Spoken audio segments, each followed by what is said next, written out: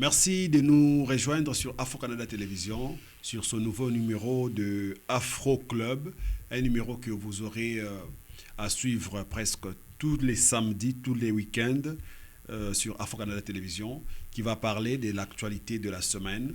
On va décrypter ensemble avec des professionnels du média. Nous parlerons de tout ce qui s'est passé dans la semaine. Donc avec eux, nous allons discuter. Chacun va donner son avis par rapport à l'actualité. Et je vous dis bienvenue sur Afro Club.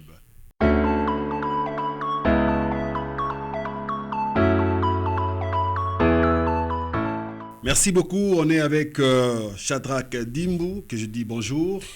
Oui, bonjour, monsieur Philémon. Okay. On est avec le coach Etoja qui est toujours là avec nous. Je dis bonjour. Bonjour, directeur monsieur Philémon. Oui. Merci de m'avoir encore invité sur ces nouveaux numéros. Oui. Afro Club. Ouais, Afro Je suis Club.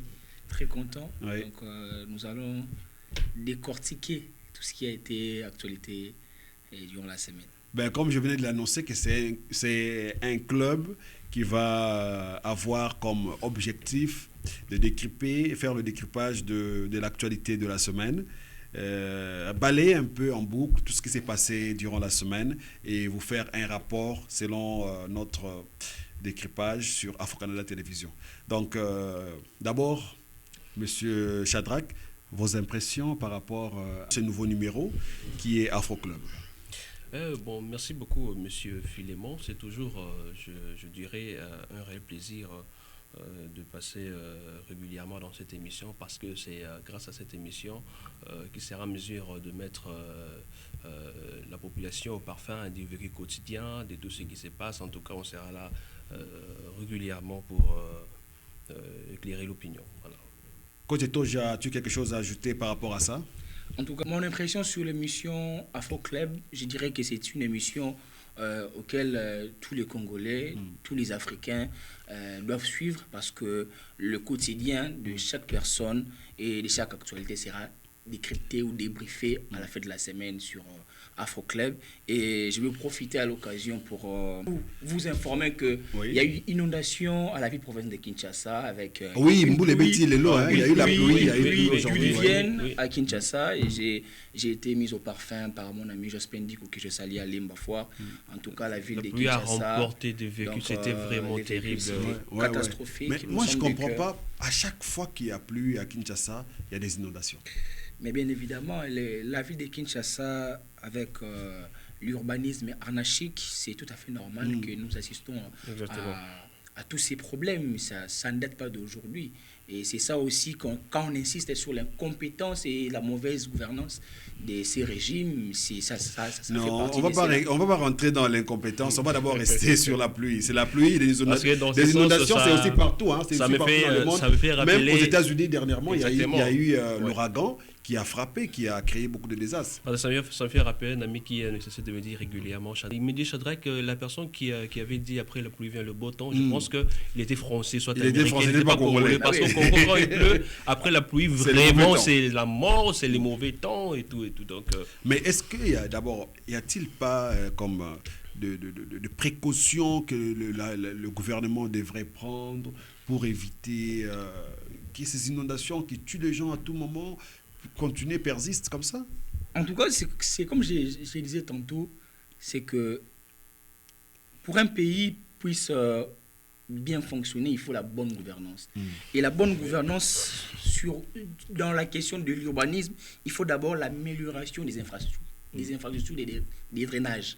D'abord, voirie et drainage, les deux. Voirie et drainage. Oui. Et sensibiliser la population sur la gestion des déchets. Nous, les Congolais, des fois, certains Congolais jettent les déchets partout. Et ça en ferait aussi que les eaux puissent bien passer dans les caniveaux. Il faut une nouvelle politique. Une nouvelle politique des infrastructures.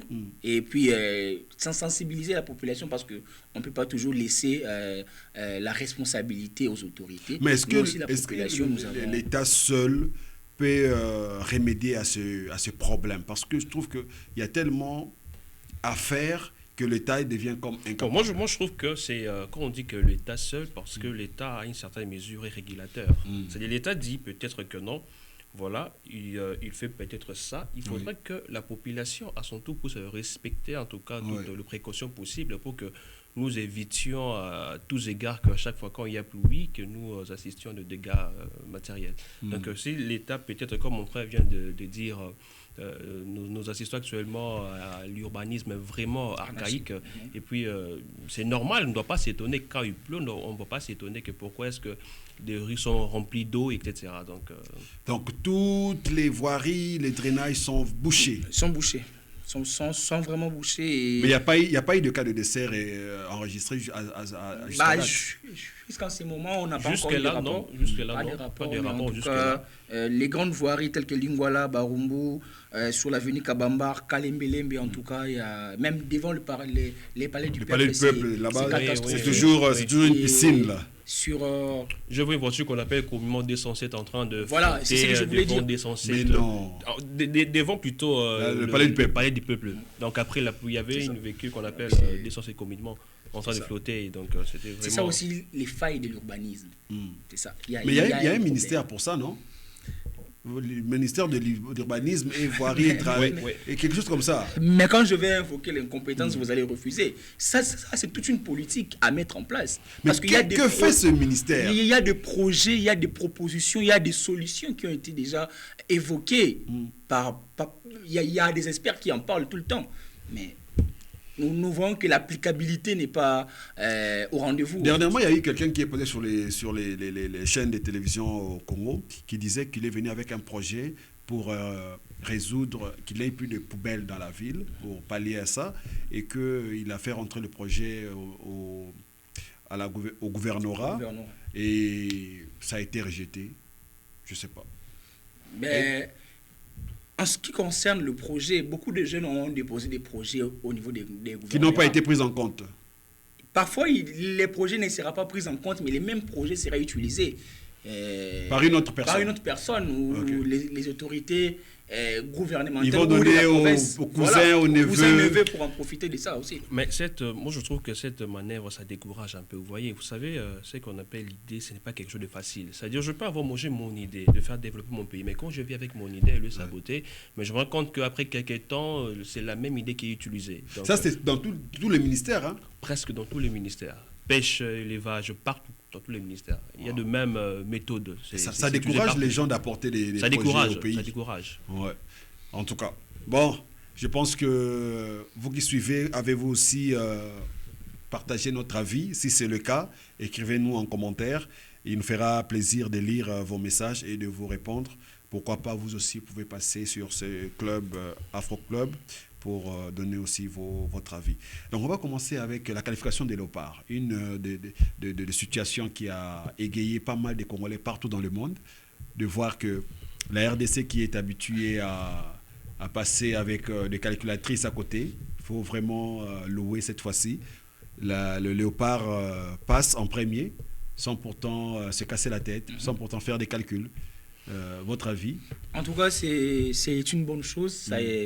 Ça date de très longtemps que la RDC puisse se qualifier avec 4 sur 4 ou 4 matchs, 4 victoires, 0 but encaissé. Jamais vu. Hein. Avec, ou ça date de longtemps? Ça date de très longtemps. Jamais vu ou ça date de longtemps?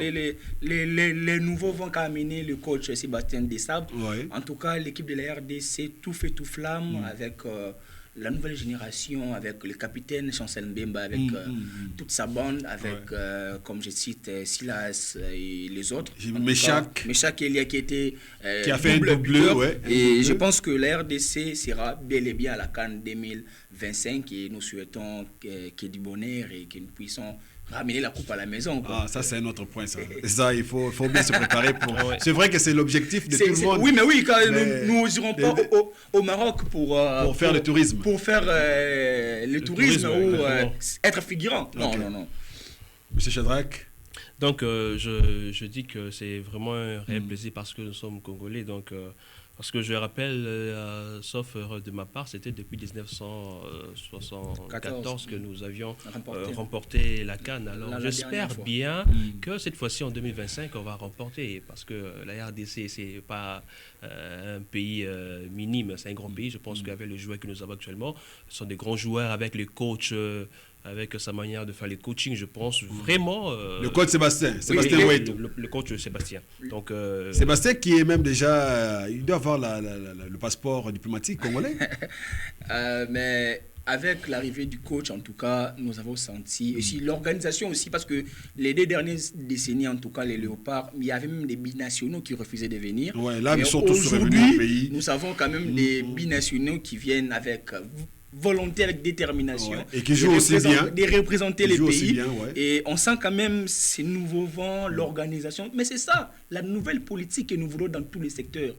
Réorganiser les choses, mettre toutes les dispositions pas seulement dans le sport, pas seulement dans le foot, mais dans tous les secteurs de la République. Parce que là où il y a l'organisation, là où il y a la bonne gouvernance, ça donne le goût. Parce que les joueurs professionnels sont habitués dans une condition de travail.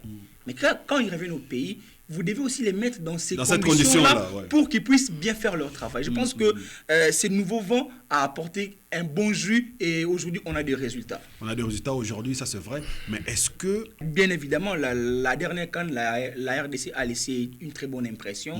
Il a été 4e et on a éliminé l'Égypte, qui était notre bête noire depuis. Mais on avait éliminé l'Égypte. Le masque est tombé. Les masques sont tombés, là, on n'a plus peur de personne. On a eu à faire 1-1 avec le Sénégal à l'éliminatoire de la Coupe du Monde, qui est parmi les grands pays de football.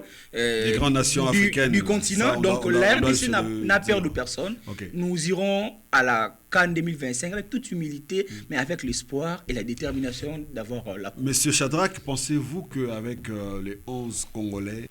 Oui, avec les 11 Congolais, ce n'est pas question de nombre ou de chiffres, je ne pense pas. C'est justement la détermination que nous avons. Si on a la détermination déjà au départ et qu'on a déjà dans l'esprit que voilà, nous partons pour ramener la coupe à la maison, je pense que ce n'est pas question d'avoir beaucoup de gens, mais avec 11, je pense qu'on va ramener la coupe à la maison. Et tous les Congolais, et on espère que la coupe rentre au pays, ça sera une 3e fois.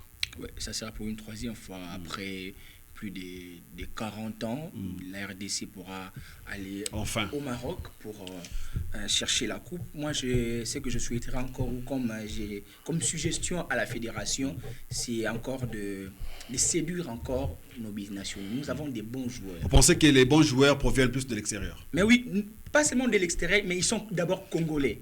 Donc nous avons des bons joueurs qui sont binationaux et qui veulent venir au pays. Mais il faut une politique là de séduction parce qu'ils sont nés par exemple en Angleterre, en France, et il faut une bonne politique, une bonne façon d'aborder pour les attirer comme les Mavididi, les joueurs internationaux de qualité, des Wan-Bissaka qui est à Manchester United. Nous avons besoin de ces genres de joueurs pour conquérir l'Afrique. Ce n'est pas seulement cette équipe, mais nous avons aussi besoin des renforts. C'est cela que j'ai demandé en tout cas au coach et à son staff, même à la fédération, d'accompagner le coach dans cette démarche, de nous chercher encore des grands joueurs, des bons joueurs qui sont des Congolais pour venir nous jouer. J'ai suivi la polémique sur les réseaux sociaux.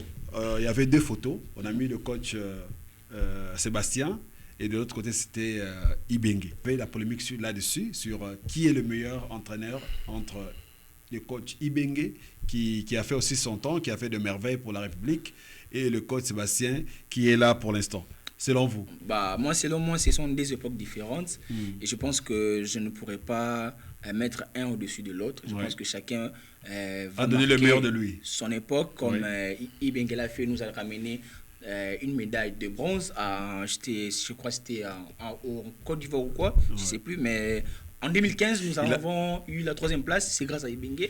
Mais aujourd'hui aussi, mais faut aussi souligner que les conditions de travail peuvent être très différentes. Vous voyez, l'époque d'Ibenge et l'époque des sabres ont ça. Aujourd'hui, il y a vraiment une organisation par rapport à l'époque d'Ibenge. C'est pour ça que j'ai dit que ce sont 2 époques très différentes. Mais moi, j'ajouterais plutôt, Ibenge, c'est la fondation. C'est avec lui que tout a commencé. Ah oui, changement. La genèse, c'est ça. Le changement est venu par Ibenge. C'est Ibenge qui a imposé les bases aujourd'hui sur lesquelles des sabres sont en train de marcher. Donc, moi, je pense qu'on ne devrait pas réduire autant l'un et faire des éloges à à Sébastien Desabre, qui fait bien son travail, Toujours. qui est même appelé Sébastien Ouettou. Sébastien Il est Moulouba Ouettou, maintenant. Il est Moulouba. On a avec, proposé de prendre Barbara Kanam comme épouse, mais je ne sais pas comment ça s'est soldé. Alors, on va clôturer avec ça. Oui, oui. Ok. Vous avez quelque chose à ajouter là-dessus, M. Shadrach? Ouais, puisque vous étiez en train de parler tantôt que c'était une photo qu'on a mise sur les réseaux sociaux montrant Ibenge, le coach Et le Sébastien, faisant état d'une comparaison D'une qui est comparaison, mauvaise. c'est ça. Pour moi, à mon avis, je ne sais pas comment est-ce que je vais faire une comparaison parce que chacun a sa touche d'honneur, chacun a sa manière de faire des choses. Particulière. Parce que je me rappelle à l'époque, tout le monde chantait Ibenge, coach. Aujourd'hui, on a Sébastien, tout va bien. Je trouve C'est comme on a eu aussi aujourd'hui, on a le roi, Sébastien, on doit d'autres. faire, Les c'est-à-dire Santos Moutoubile. qu'on doit soutenir Sébastien Ouais. pour qu'il avance parce qu'on ne peut pas, je ne trouve pas comment faire la comparaison, dire que non, il n'avait pas bien fait, aujourd'hui c'est Sébastien. Donc je trouve que ce n'est pas nécessaire. Ça, c'était un point très exceptionnel. Merci beaucoup pour votre réaction. Et nous allons passer au deuxième point qui est... dernièrement, tout le monde a dit passage, il y a ministre, il y a gouvernement, dans l'Assemblée nationale. Mais on a été vraiment marqué plus par la prestation ou bien le passage au perchoir de Ndeko Eliezer Tamboué, qui est député national, et du pasteur, professeur, député Godem Poyi. Passage de Bromi Balé, on a des salaki vraiment maquillés les na perchoir. Est-ce que vous avez suivi ça aussi? Bien sûr, oui. Oui, Tolanda qui en Ok. Donc là, je commence avec Shadrach. Monsieur Shadrach, le passage de Ndeko Eliezer par rapport à la situation du pays, il réclame que tous ces gens qui sont votés, jusque-là, depuis le gouvernement a commencé, il n'y a pas de fruits qui tombent jusque-là. Il n'y a pas de fruits. Il n'y a pas même d'arbres qui produisent des fruits en gestation. Il n'y en a pas. Donc, vous, qu'est-ce que vous avez comme réaction par rapport à ses dires et à son passage? Écoutez, M. Filémon, moi déjà d'entrée, je sais que je pourrais dire, c'est que nous, au Congo, on voit beaucoup plus la conséquence. On ne voit pas du tout le début. Parce que quand Eliezer Tamboué est en train de parler de tout ce que nous connaissons qu'il a parlé autrefois, moi je trouve qu'il y a un problème de leadership. Parce que nous savons que le leadership est participatif et décisif. Mais si nous voyons la manière de diriger le pays de notre président, c'est vraiment très glissant pour moi, mais on va essayer de dire quelque chose. Félix Tshisekedi, il est beaucoup plus dans le leadership participatif. Il ne décide presque pas. C'est pas lui qui prend la décision. Il laisse presque tout le monde prendre des décisions comme ça. Et puis si lui, il s'est décidé que non, voilà, dans tel secteur, je veux ça. C'est lui qui a la politique de tout ce qui s'est passé. Mais c'est le garant du bon fonctionnement des institutions. C'est les garants. Je vois, il y a une certaine légèreté, à son sens, parce que tout se laisse passer comme ça. Donc, c'est ça un peu. Oui, moi je pense que Eliezer Tamboué, aujourd'hui, il a pris conscience. Et moi, je suis fier parce qu'il était un peu aveuglé par ces régimes qu'il a fait monter dans l'escalade pour être aussi parmi les riches de ces pays. Et je pense qu'aujourd'hui... donc il est maintenant un des riches de ce pays. Oui, il est richissime même. Richissime? Oui. C'est exagéré, ça. Ce que je voulais dire, c'est que... Je voudrais que vous retirez le mot. Mais monsieur Eliezer Tamboué, en ces jours, c'est un homme riche. Okay. Ce n'est plus l'Eliezer Tamboué. C'est pas le Ndeko Eliezer, moi, ce n'est plus l'étudiant Eliezer Tamboué de l'UPN ou les journalistes Eliezer Tamboué. Il est dans le circuit. Donc, je pense qu'après la sortie du gouvernement, nous avons senti la frustration de M. Eliezer Tamboué. Aujourd'hui, pourquoi serait-il frustré? Pourquoi? Je peux dire qu'aujourd'hui, Eliezer Tamboué se lave ses mains dans la mégestion et à l'incompétence de l'UDPS, qui est le parti au pouvoir. Donc, c'est un positionnement. Donc, Eliezer Tamboué est en train de se détache petit à petit de l'amateurisme de ces gouvernements. Parce que nous le savons d'une manière claire que la RDC manque la bonne gouvernance et le leadership de qualité. Tous ces problèmes élaborés, que ce soit Eliezer et Poyi, nous les vivons chaque jour au pays. Mais je vais élaborer 3 paramètres. Quand un politicien dénonce quelque chose, s'il ne voit pas ses intérêts. Parce que les politiciens agissent là où il n'y a pas à boire et à manger. Quand il est écarté du gouvernement, il s'est senti... Mais il était nommé ministre de personnes vivant avec un handicap, quelque chose comme ça. C'est le poste qu'il souhaitait. Mais malheureusement, il a eu un 12, comme dit les Wengeman. Il a eu un 12, mais c'est ça la frustration. Et aujourd'hui, M. Lézère, il est au camp du peuple parce qu'il a été élu par les peuples. Il se lave les mains. Mais en tout cas, là, on ne s'en doute pas, il a été vraiment élu. Là. Nous sommes contents de dénoncer cela et nous sommes très fiers de lui, en tout cas.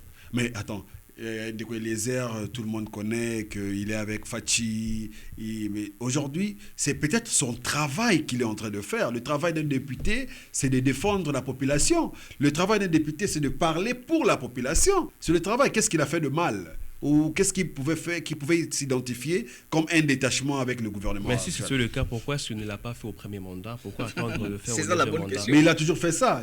Il a toujours pris part de la population. Bien sûr, Lézère Tamboué a toujours pris part de la population. Il a toujours été du côté du peuple. Ah oui. La question que je me pose est pourquoi il a vraiment commencé ce combat au deuxième mandat et pourquoi pas il ne l'a pas fait au premier mandat. Donc nous sommes en train de voir ce sont peut-être que de guéguerres de positionnement et que c'est qu'il cherche. C'est un peu la même chose qui se passe par exemple avec, je dirais avec Laurent Sokoko. Je pense que c'est un sujet. Oui, on va arriver là-bas. On va arriver là-bas aussi. On finit d'abord avec Nicolas Lézère et Godem Poy aussi. Godem Poy aussi, il a parlé. Il a dit que cette fois-ci, ceux qui enseignants, on peut sa motion. Par exemple, en ce qui concerne Godem Poy, moi je trouve qu'il a raison.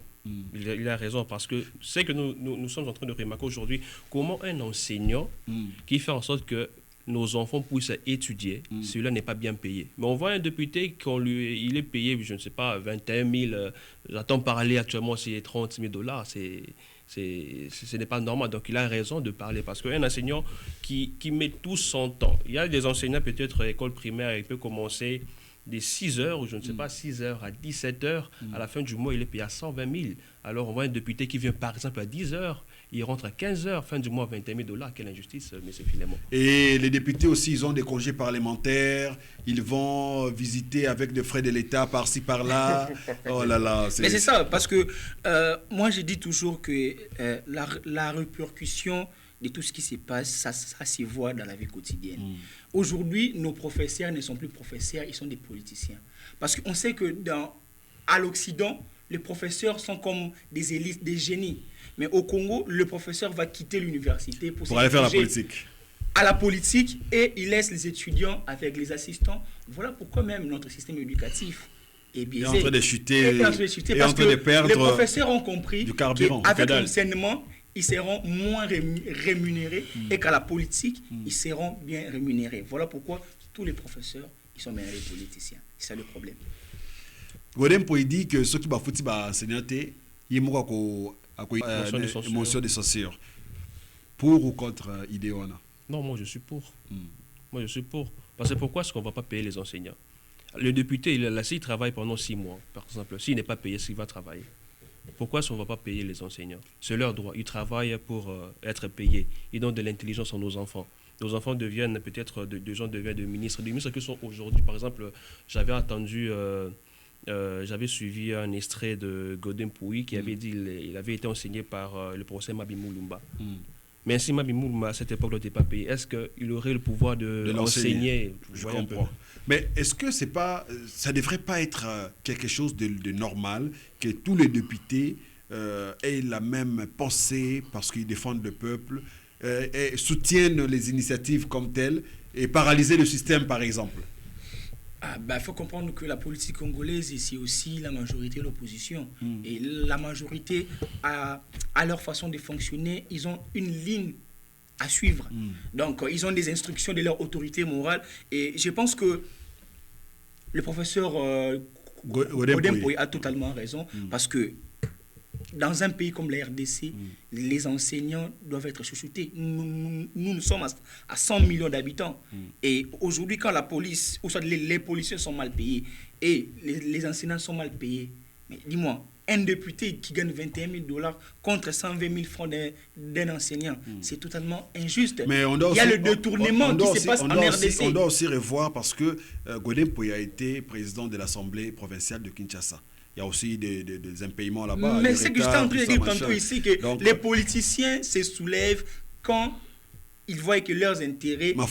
Mais c'est ça, mais c'est que je disais tantôt. Donc, Donc là, nous sommes en train d'assister dans ces régimes les détournements des deniers publics. Mais la population souffre, mais il y a des gens qui détournent des 200 millions, des 100 millions, mais la population meurt affamée. Vous voyez un peu ce qui... Est-ce que ces réactions, c'est pas des réactions machiavéliques, des réactions, je sais pas comment j'appellerais ça, juste pour mettre un peu de sable dans les yeux de la population pour faire voir comme si mais la population consciente ne sera pas séduite de ces discours machiavéliques. Moi, je pense que aujourd'hui nous avons compris qui sont les politiciens. Et on sait que la théorie n'est pas la pratique, nous voulons la pratique. Et maintenant, on attend arriver au mois de décembre que les enseignants, les policiers soient totalement payés et qu'il n'y aura pas d'arriérés. C'est ça. Les discours, c'est bien, mais nous voulons vraiment que ça soit pratique et que le gouvernement... Palper du doigt sur le terrain. Voilà, c'est ça que nous voulons. Monsieur Meshak, Shadrack, excusez-moi, avez-vous quelque chose d'ajouter sur ce dossier? Pourquoi seulement aujourd'hui? Pourquoi ils n'ont pas fait ça, comme tu as dit, dans d'autres mandatures? Mais lui-même, les professeurs Godempo, il était président de la ville provinciale de Kinshasa. Oui. Les présidents de l'Assemblée provinciale de Kinshasa. Voilà, donc c'était même le moment. Pourquoi il n'a pas paralysé le système? Parce qu'il avait le bâton de commandement. Il était le chef de la ville, le patron de la ville. Il n'a pas fait ça. Donc, on comprend. Les politiciens viennent parfois avec, comme on dit, des gris-gris. Moi, c'est pour cela même, il y a une citation que Fali avait soulevée lors de son passage à l'université, devant les étudiants de Sciences Po. Il a conseillé aux étudiants d'être des bons politiques à la place des bons politiciens.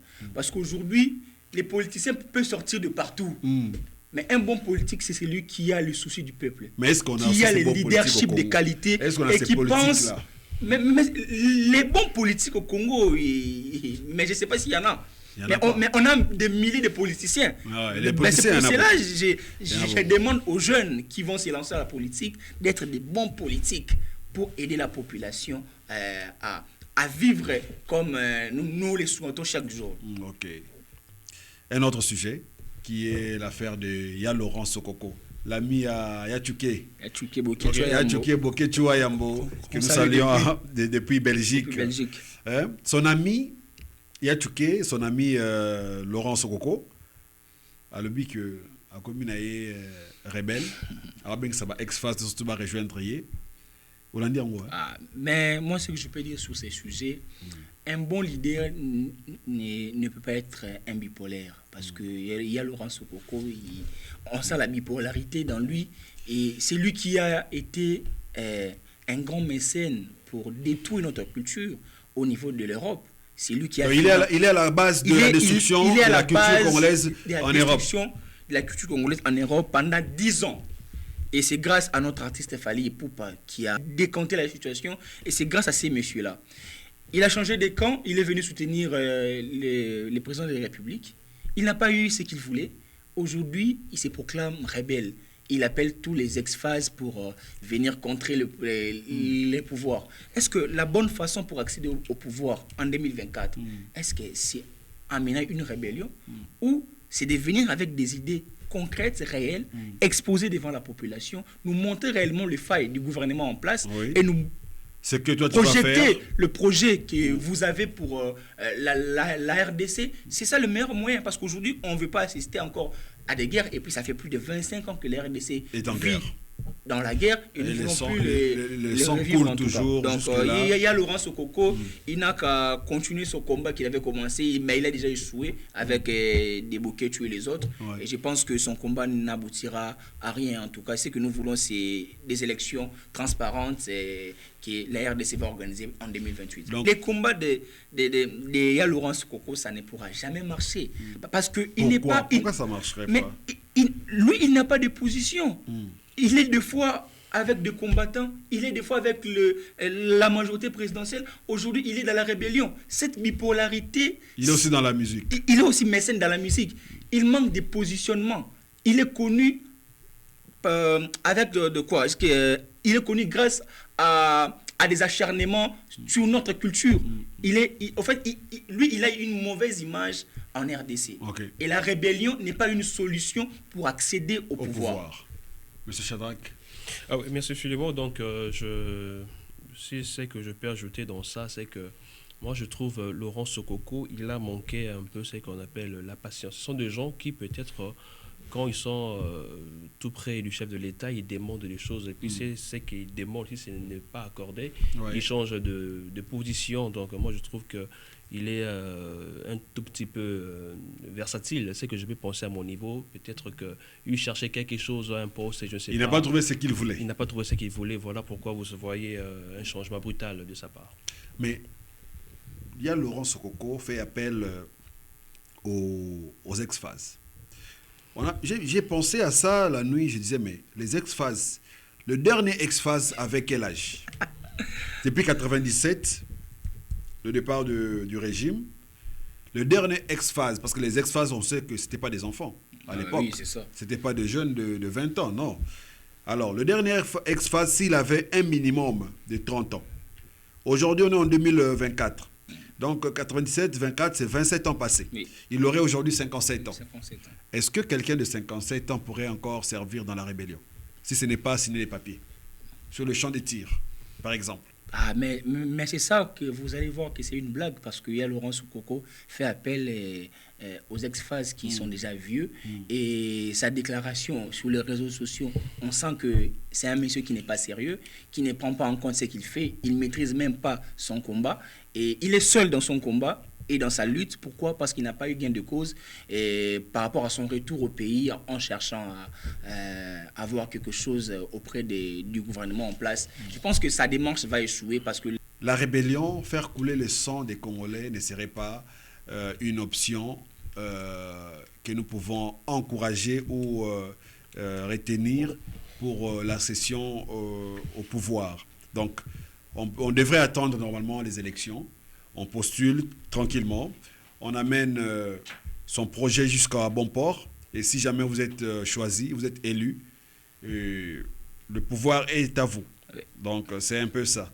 Alors, on va prendre un autre sujet. On va rentrer dans la musique. Puisque c'est des sujets d'actualité, on va rentrer dans la musique. On parlera de Koffi Olomide et Félix Ouazekwa.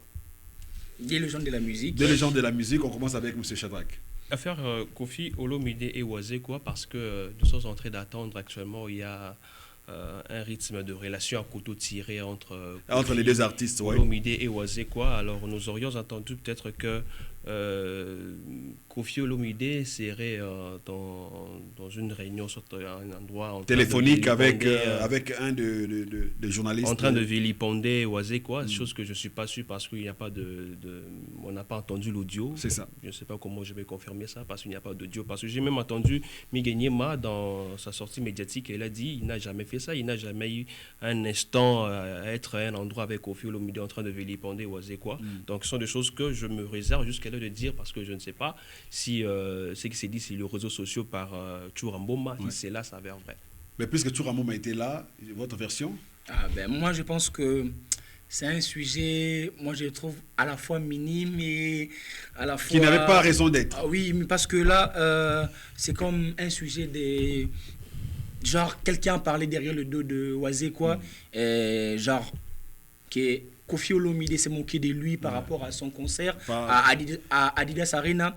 Mais aussi, il faut comprendre aussi que M. Koffi Olomide, il est aujourd'hui sujet de polémiques et de conflits avec les autres artistes. C'est ça, c'est son vécu. Et je pense qu'aujourd'hui, sa relation avec Ouazekwa aussi est biaisée par rapport au rapprochement de Ouazekwa et Fally Ipupa, parce qu'on ne peut pas oublier que Fally Ipupa vient d'aider Ouazekwa d'avoir les visas, parce qu'aujourd'hui, Fally Ipupa, c'est le catalyseur des visas auprès des artistes congolais, avec la crédibilité qu'il a. Il a l'influence à l'ambassade. Oui, l'influence de Fally Ipupa aujourd'hui, nul ne peut l'ignorer. Et je pense que Ouazekwa ne profite que de ses relations pour avoir ce qu'il lui mérite, parce qu'il a concert le 14 décembre à Adidas Arena. Oui. Donc le rapprochement de Fally et Ouazekwa, je pense que ça a beaucoup dérangé Koffi Olomide jusqu'au point de briser encore cette union après tant d'années. Vous savez que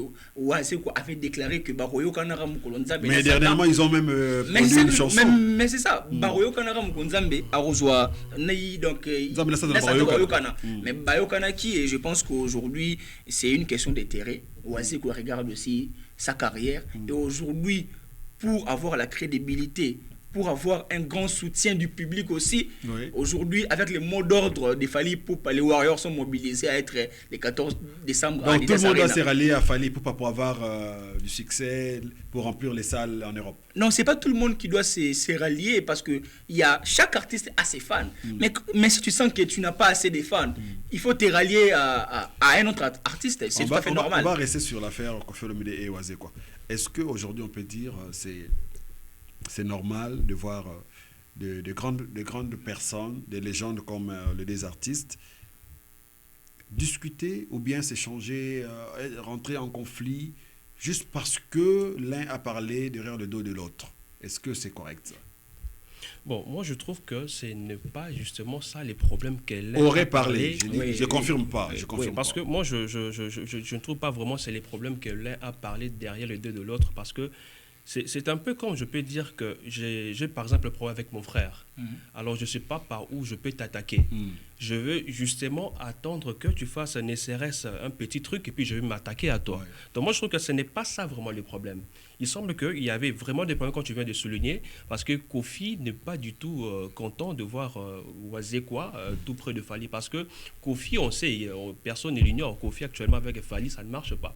Alors lorsqu'il voit que voilà, moi et Fally, ça ne marche pas, alors Oasé il aimerait que tout le monde aussi s'écarte des Fally. Ça marche bien, il voit que non, il est en danger, il ne voudra pas de ça. Voilà pourquoi vous pensez, c'est pas Koffi qui le dit. Nous sommes en train d'analyser. Ouais. Nous sommes en train d'analyser, je pense que c'est ce que je peux dire dans ce sens. Mais si je peux ajouter quelque chose, comme vous voulez dire, étant que personne, je pense que nos artistes ne doivent pas tomber si bas avec de tels problèmes. Moi, je pense que à leur niveau, l'unité... C'est des éducateurs de masse, hein. Voilà, on doit se le dire. Aujourd'hui, quand vous voyez Félix Oasé, ex-grave, Mokwa Bongo, avec toute la sagesse qu'il a, avec Koffi Olomide qui a fait beaucoup des études, moi je pense que ces problèmes, il est tellement minime pour être comme un scandale dans la société ou un sujet d'actualité. Et je pense que étant que des hommes matures, ils devaient se rencontrer, discuter et faire passer vraiment l'histoire. Mais comme c'est la musique, la musique passe avec des polémiques. Voilà comment... C'est lui-même, Oasé, qui a soulevé encore ces problèmes. Parce que aux côtés de Koffi Olomide, il disait toujours qu'il n'y avait aucun problème, il n'y avait rien. Mais Oasé, qui est quelqu'un de franc et de véridique, il a dit qu'il y avait un problème. Mais ça faisait longtemps que Félix Oasé et Koffi Olomide étaient en froid. Et on a demandé à Oasé plusieurs reprises sur les plateaux de télévision. Il n'avait jamais mentionné ça. Pourquoi seulement aujourd'hui qu'il a pu le mentionner avec Papi Mboma? Mais ce qu'il faut retenir, s'il y a toujours les en dessous de la carte, chaque artiste dans son cœur, il connaît le vrai problème. C'est pourquoi les raisons qui l'ont motivé à agir ainsi. Et je pense que les artistes doivent se concentrer beaucoup plus sur leurs œuvres, les spectacles, que les scandales. Parlons de la musique congolaise. Est-ce qu'on peut dire aujourd'hui que la musique congolaise a retrouvé sa place dans l'échelle internationale de la musique et par rapport à la musique africaine aussi?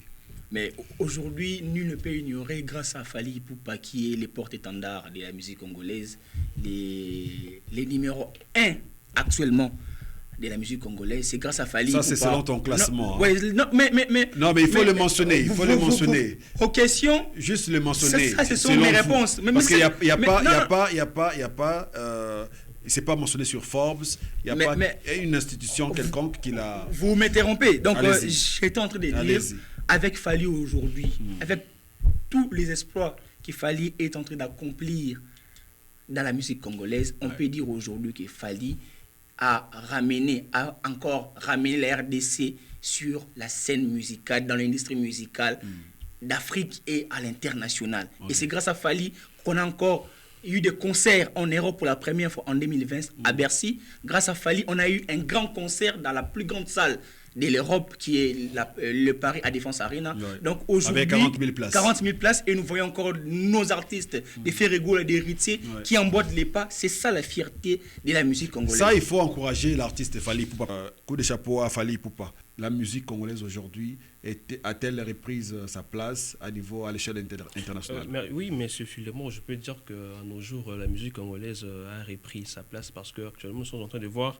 même en Côte d'Ivoire, là-bas, il parle d'Inosbi.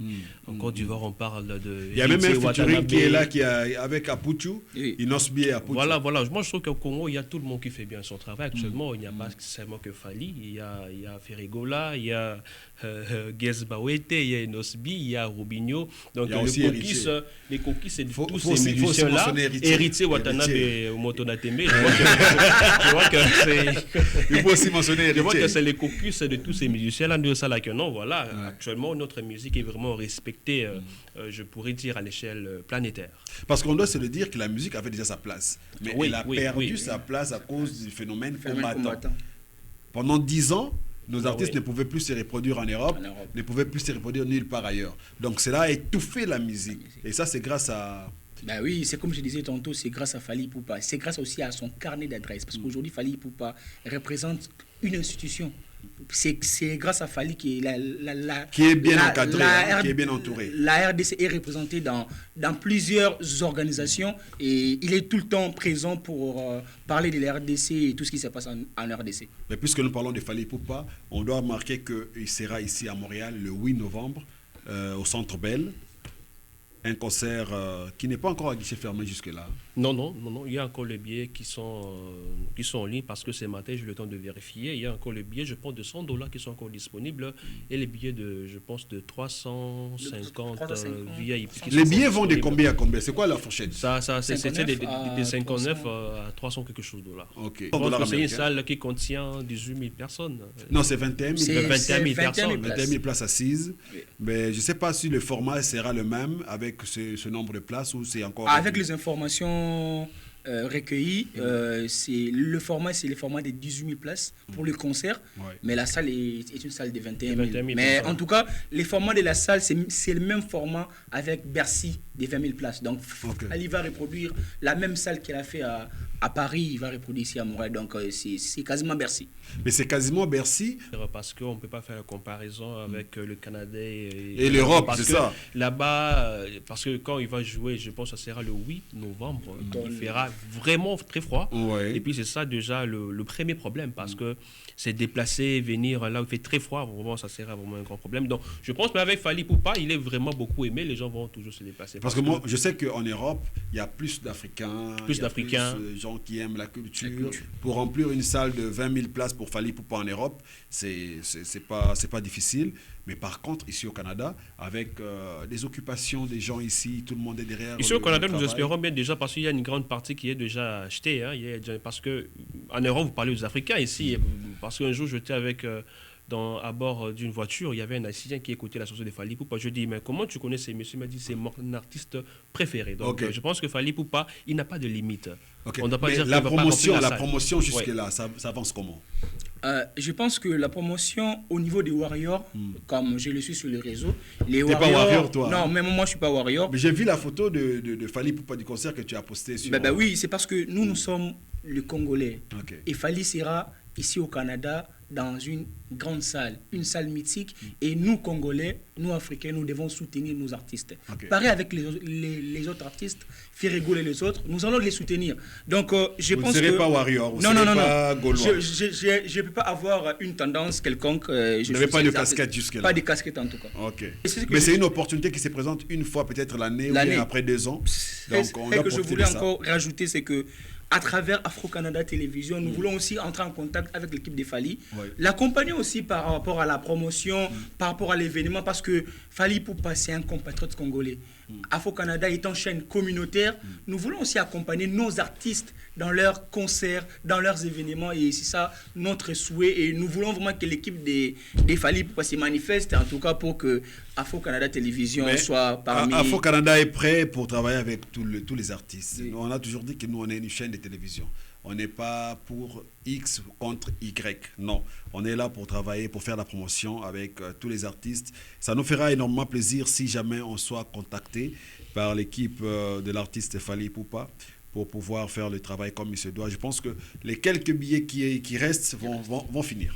Vont finir. Si vous nous trouvez, on va faire le travail et puis on va vendre les restants des billets et puis pourquoi pas faire un sold out. Un sold out, mais oui, c'est ça le souhait des Warriors. C'est le souhait des Warriors. Les Warriors, leur mot d'ordre, c'est le sold out. Ouais. Et ils veulent avoir un sold out et je pense qu'ils sont vraiment mobilisés pour ces concerts-là. Je pense qu'il y a encore du temps parce qu'aujourd'hui c'est on est le 19 aujourd'hui. Le 19 jusqu'à le 8, 10 semaines et demie, il y a encore du temps. Il y a probabilité qu'il fasse sold out.